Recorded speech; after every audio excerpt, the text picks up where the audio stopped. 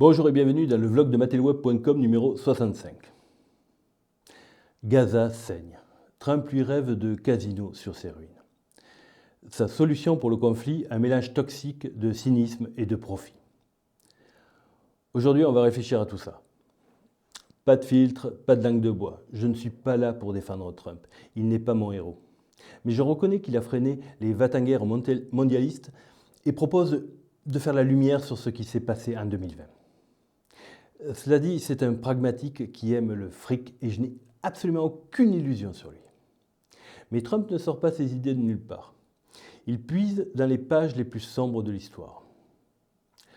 Prenons Andrew Jackson par exemple, 7e président des États-Unis. Trump est un Jacksonien.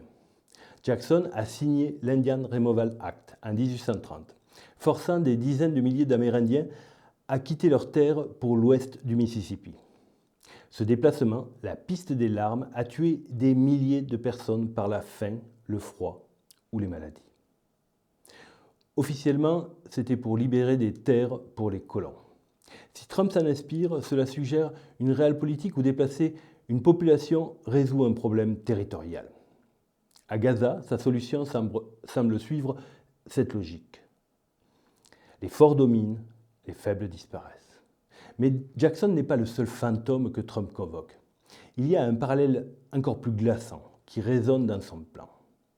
Avant la solution finale, les nazis voulaient déporter les Juifs d'Europe à Madagascar.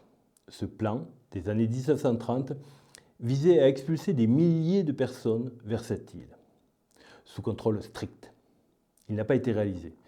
Mais il révèle une idée, le déplacement forcé comme alternative à l'extermination.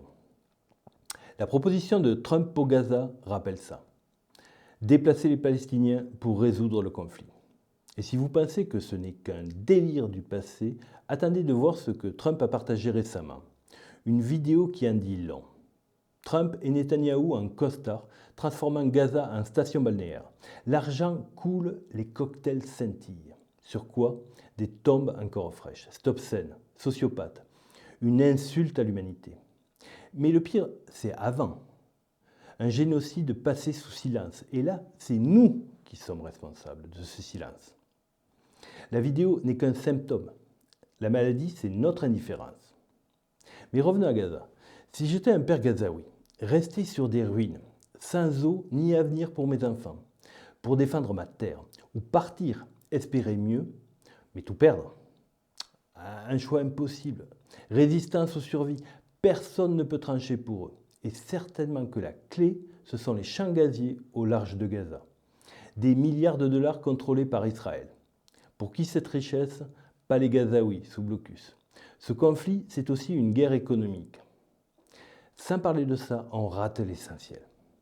En résumé, la solution de Trump pour Gaza, c'est de la réelle politique pure et dure.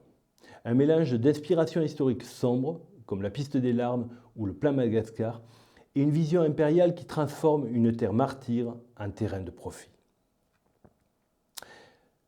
Mais au-delà des grandes théories, il y a les familles gazaouis, confrontées à des choix impossibles. De loin, on peut analyser, critiquer, mais sur place, c'est une autre réalité. Ce n'est pas à nous, derrière nos écrans, avec nos likes et nos commentaires, de déterminer si les habitants de Gaza doivent se battre pour rester chez eux ou fuir.